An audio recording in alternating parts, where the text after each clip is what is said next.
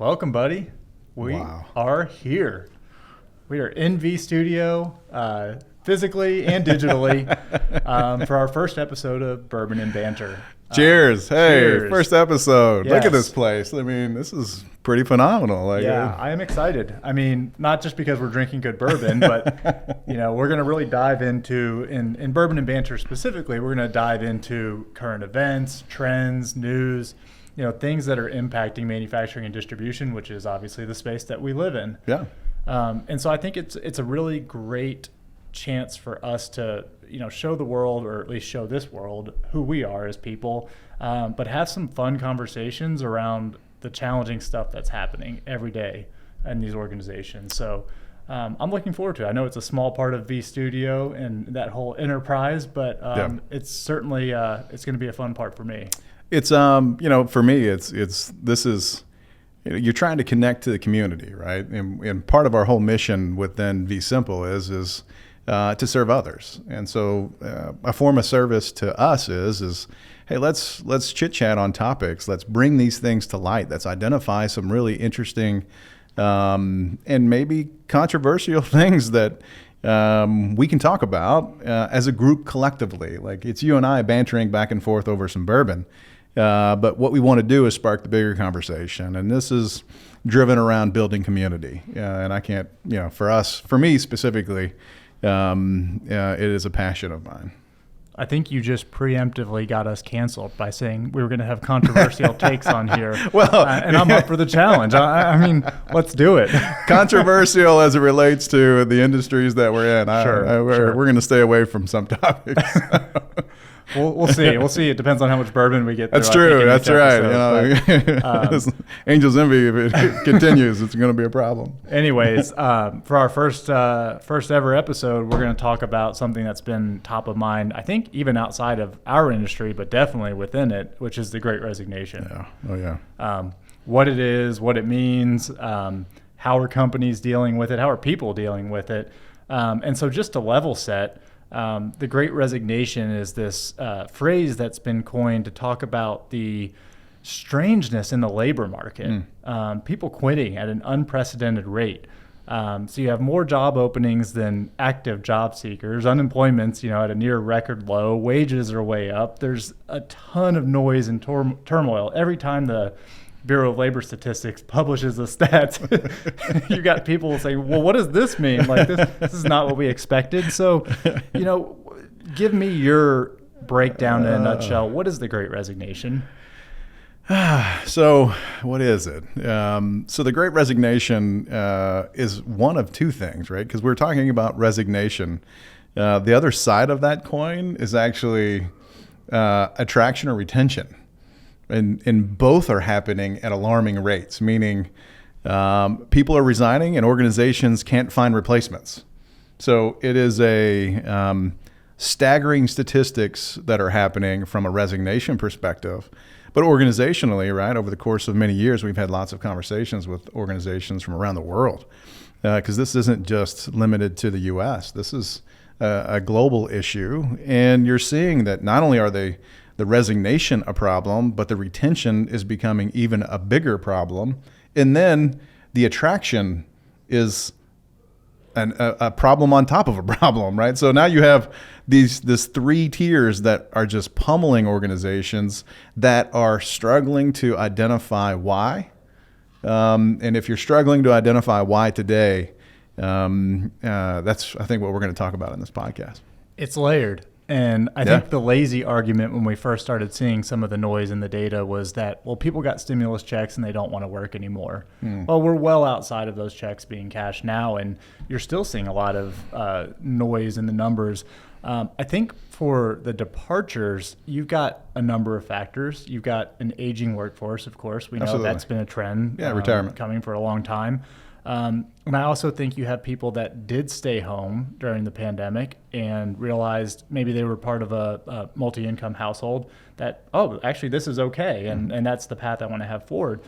The rest I tend to think is more of a reset or a great shuffle more than a resignation. Correct. I think you're seeing people say, I'm going to come back to work on my terms. And that's not just economic terms. That's the type of work that I'm going to be doing, the number of hours that I'm going to be working, the culture that I'm going to be part of.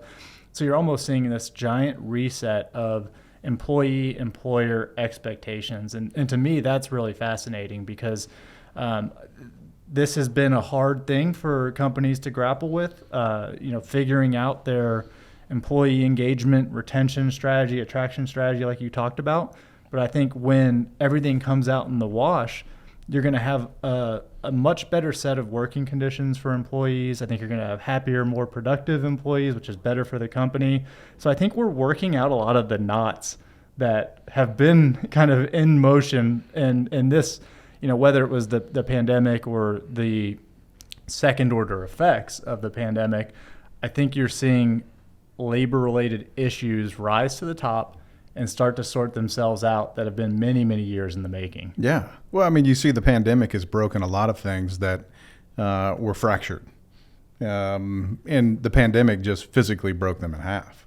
So now you have this restructuring or reshuffling, because I agree in the fact that you're dealing with people that are, as a groups, right? We're talking about human beings on this planet that are saying, you know what? I no longer want to do X. And yes, there are outliers. There are the retired. There's the not going back to work, two double income that's now a single income household. And there are, people that have a life that they've created for themselves via a whole plethora of other things, right? So, but the ones that are physically resigning from work are not resigning from work. They're resigning from a company. And I think that's a big thing for every organization to take to heart is if the resignations are happening to you, the question is why? And to dig in and dive in and truly understand what's going on, because they're trying to tell you something, right? There's an underlying message that's going on besides, I just don't want to work. Because what you're finding is these people are finding work in other spaces and other places. There is a bazillion different ways to make money now. So it is this, okay, well, if they're resigning from a company, why are they resigning from my company? And to be open and honest about it, right? Instead of this immediate knee jerk, which is like, we're great. It's like, well, yeah, maybe you were, or maybe you are, and just not in that area. Yeah, it's interesting. The self-reflection is really important. And when you look at our industry, specifically manufacturing in this case, the quit rate is much higher than in other industries. There was just a stat published, I think it was also the BLS, that came out this month, February 2022, and it was doing a look back. So the past 3 months versus the same period a year or two ago. And there was a 60% growth in quitting in manufacturing. In manufacturing, of course, they code any job at a manufacturer as a manufacturing job. So it doesn't necessarily mean it's people working. Yeah, front of house, back of house, leadership. It's all in. Yeah. And so I think it's a problem that's very specifically top of mind within our industry. And I'd be curious to get your take. What are you seeing companies do in response to it? Because it's happening whether we like it or not, and we have to deal with it. So this is one of those where with every challenge creates a unique opportunity. And this is a huge opportunity for companies across the globe to become a leader in their space from a culture perspective. Right? If you listen to people and you understand the organizational shift, specifically in the work that is being done and wants to be done, and the value that it creates for the person that's physically doing the work, you start identifying like the companies with great culture are the ones that win, and they win the talent war.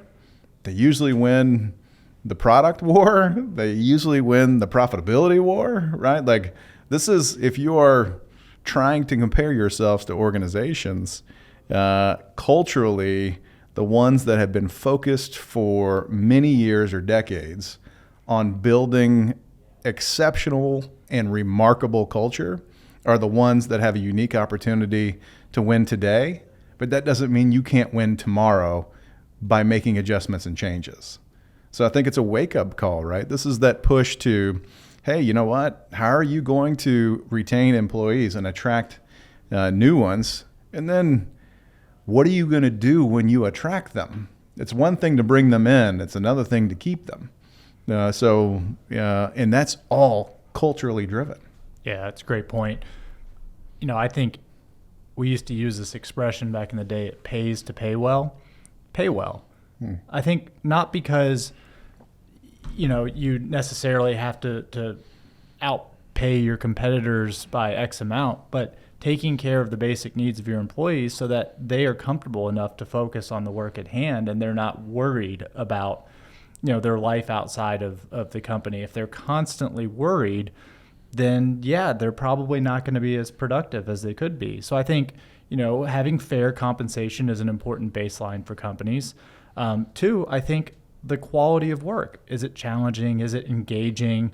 Do they enjoy what they do? I think the meaningful work is important. You see gimmicks galore. At first it was, all the ping pong tables and the beer fridge, and people thought like those kind of perks were what was going to make it a fun workplace. Uh-huh. And then now you're even seeing some stuff, and we don't need to get into this, but like the 4-day work week, and that's what people want. And there's always this experimentation. But in my estimation, if you meet their basic needs and you provide fair compensation, you give them challenging work and a fast-paced, engaging environment, you're going to have a much stronger retention rate by doing those things. Oh, yeah. And it's just funny because there's all these fringe solutions of how do we, demonstrate that we're fun and all this stuff. And it's like, just take care of the basic needs. And well, I can tell you this, gimmicks don't work. Yeah. Because people are smart, right? They understand, they see right through it. There is not a person that's going to walk into an organization and see a pool table and a kombucha fridge and go, oh, wow, this is amazing, right? And then everybody else they interact with is like, this place is terrible. Like, are you sure you want to be here? I don't know how they, keep the doors open. It's like, yeah, but they've got beer and free food on Wednesday, Taco Tuesdays. Well, you acclimate to that novelty, right? What at first is a perk becomes an expectation. 100%. And so that only gets you so far. It's the same with a bonus. Like, okay, that bonus was nice dopamine boost when I got it, but that's why pay is important, but it's not the end all be all. Sure. I think if you talk to the vast majority, and I know there's lots of studies that are out there that have been done on this, but people want to be paid fairly, right? And they'd love to be able to be paid at the top end of whatever they're physically doing. But that's not what necessarily keeps them there and gets them excited, right? It's the day in and day out work. And I've had the great fortune of being around Chick-fil-A for a great many of years, and fascinated by the entire culture. And it's one of those, if you've been to a Chick-fil-A, you realize immediately that they're different, and everybody. So I got to know them as a customer before I got to know them as an organization. So I got to see them firsthand excel at what they do from a customer's perspective. And then I got to physically walk in their headquarters. And then you start identifying when you sit with, right? What was fascinating to me is the culture that they create is one of service. It is everyone in the entire organization. When I tell you the entire organization, not just in the restaurant. When you walk in their corporate headquarters, you are greeted with, "How may I serve you?" Everyone acknowledges you that walks past you. Interesting. There is not anybody in the company, and I'm talking from the Cathy family all the way down to the receptionist that greets you when you walk in, that doesn't make you feel at home and at ease, and that you're there as their guest and they're so proud and happy to have you. Culture. And that it started there, and it's permeated throughout. And they have built an amazing organization because of the culture.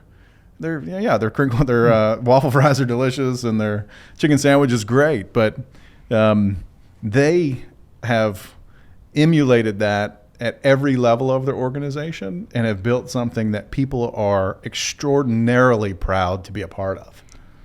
Well, here's where I'm going to jump in with a mild take. I wouldn't quite call it a hot take because I don't think it's that spicy, but I think the other side of the coin for companies is they need to evaluate what work still needs to be done by people. Yeah. Because there's nothing more toxic in a company than a person with nothing to do. Because we don't sit idle. Human beings are very bad at doing nothing. Yeah. So if you have a job that's not real or not meaningful or not well defined, you're going to wreak havoc in an organization because you are going to occupy your time, which means you're going to occupy other people's time. Yeah. And so I think companies are also looking at, okay, how do we attract and retain high quality people that are going to have a meaningful impact on our business? And then some things that we can either automate or do differently. How do we do that going forward, knowing that, one, people are harder to find. Mm-hmm. They're going to be more expensive now and into the near future. And we can get efficiency gains by doing things differently. So I think there's the employee experience side that companies are going to reckon with. And then I also think there's the how do we do more with less side. Absolutely.